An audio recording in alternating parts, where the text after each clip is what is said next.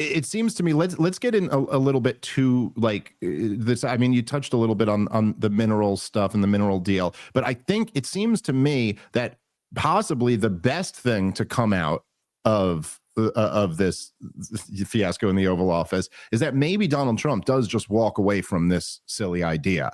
And there is, as you know, me and you have talked about this a lot over the years, and I will I'll kind of preface this by saying that I'm quite happy with some of the things coming out of this administration. I mean, it's been a mixed bag. There's been some really positives and there's been some negatives. But that already, from our perspective, is like, oh my God, we never get positives. Like, this is amazing. Like, at least something's happening. I love that even just the way that Elon Musk and Donald Trump have kind of mainstreamed the idea of how corrupt and wasteful the government is with our money is great. And the stuff on Ukraine really has been the best part, probably, of all of it. The problem with Donald Trump seems to be that, now I know I'm repeating myself from the last show, but I want to get your thoughts on this. But it's like everything good about Donald Trump is always instinctual. It's always like his gut tells him, this doesn't make sense. 20 years of war and we're spending $8 trillion. And what do we have to show for? That's bad business, But none of it ever comes from like a philosophical grounding or a deep knowledge of the story, of the history. And so he's very susceptible to getting distracted by shiny objects. It's very like, this war is bad business. It doesn't make any sense. And someone be like, we could take the oil. He goes, well, now we're talking business, and like you could get this. And it does seem to me that he constantly was going back and forth for the whole campaign for 24.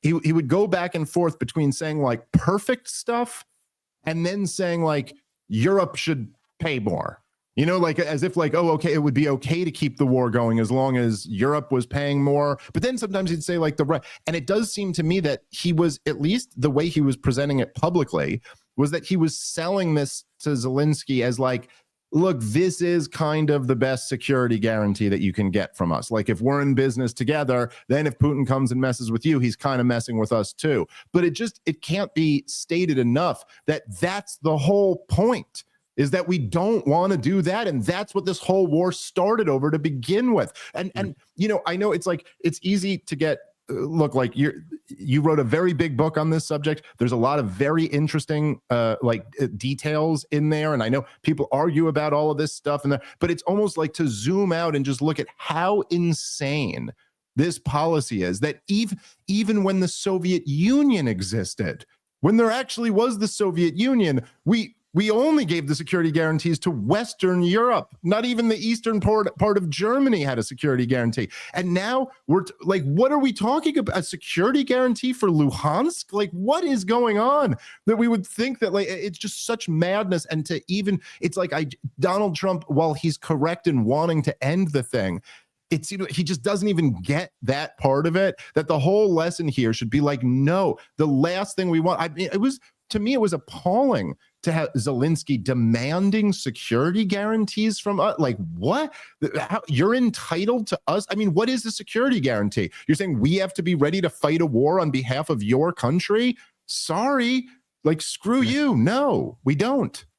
Yeah, Kyle Anzalone has a great show on YouTube, and he had clips of these congressmen talking about, it'll have to be like the Korean model where we'll stay forever. This is how John McCain talked about Iraq right. Back 20 years ago, that like, oh yeah, no, we can never come home from there.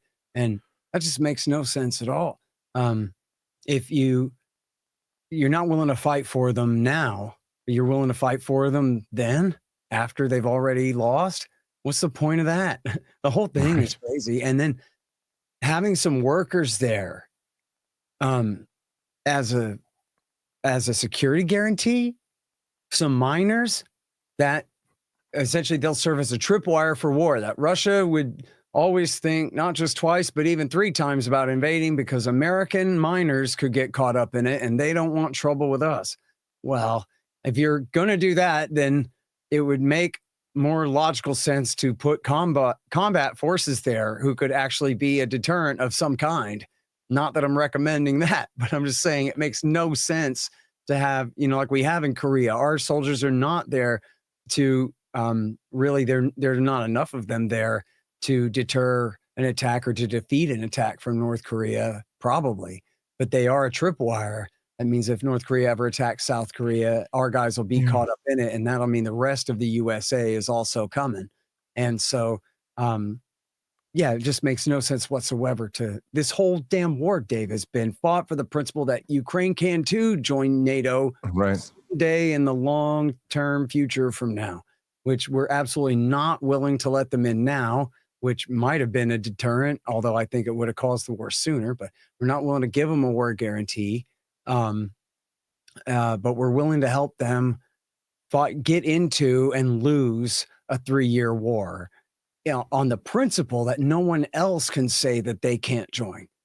And so, back to, as I say in the book over and over again, I cite all of these hawks, not the opponents of NATO expansion, and which included not just our heroes like Pat Buchanan and Ron Paul, but and Ted Galen Carpenter and other of our guys, but including vast parts of the foreign policy establishment were against this. But then even the expanders, like Richard Holbrooke, Zbigniew Brzezinski, and Henry Kissinger and others, they all said, well, of course we have to make a special exception for Ukraine. Of course, they have to have some kind of, they all said the same thing. Yep. Like Austria or Finland during the last Cold War, where they don't have troops occupying their country from either side. They're not in NATO and they're not in the Warsaw Pact, and they're just neutral, and we'll do the same kind of thing for Ukraine. Forgive me if I'm being redundant. I forgot what I said on your show last time, but there's a guy named Ken Pollock who was sort of the liberal hawk who told all the liberal Democrats it was a good idea to support W. Bush's war in 2003. He was like best buddies and writing partners with a guy named Michael O'Hanlon, who's maybe a little bit more prominent, but they're sort of alter egos, these guys. Anyway, so they're like, Brookings Institution guys, right? Like very center left liberal Democrat war hawks. And he wrote a monograph that came out in 2018 saying we gotta, have a new treaty that guarantees no further NATO expansion and neutrality for Ukraine and this permanent arrangement security structure. And he had war guarantees built into it and the rest too. But still, like, it was important that he was recognizing that we have gone too far in trying to take Ukraine away from Russia. And of course, they're reacting just like everybody knew that they would. And so we should, call it off here before a real war breaks out, before it gets so much worse than this, at that time, low-level civil war under, the partially implemented Minsk II deal, let's say. And so they all knew better. They all knew this was the consensus, was that we shouldn't do this, that it makes no sense to bring them into NATO and give them an Article 5. If Russia knew that was happening, they would invade before the ceremony and the ink was dry on the page, or they would, immediately test the alliance by moving right in there. As Putin said back in 2014, although, a little bit optimistic, he said, I could be in Kiev in 2 weeks. Which, in fact, his guys did get almost to Kiev before they stopped because they were in the middle of negotiating a peace deal, one that America and Britain ruined. This is after the war had already begun. The Istanbul deal, which would be the basis of the deal that they're trying to get right now. And at the time, of course, the two major issues was NATO expansion and the ongoing civil war. And they were willing to accept the Donbass, Luhansk, and Donetsk both staying in Ukraine under a strong federalism type situation, but still as part of Ukraine, not completely independent and not part of the Russian Federation, if they could have got the deal. And, you quoted Jens Stoltenberg earlier. You almost had it right. You just added an R, but Stoltenberg, you're right. He had cited that treaty, that Russia proposed a treaty to NATO and the United States, just sign this very simple deal, and this won't happen. And they basically just ignored that. And I'm sorry, I was going to make one more point there. Well, Stoltenberg was bragging about it.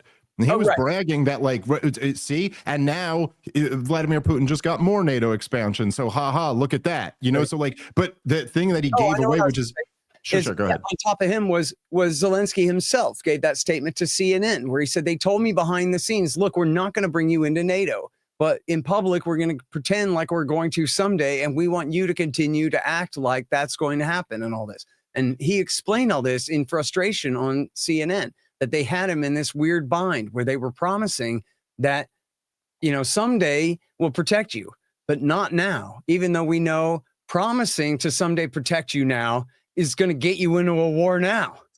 And he's saying, what the hell kind of a situation is this for you to put me in? And then, but he continued to go along.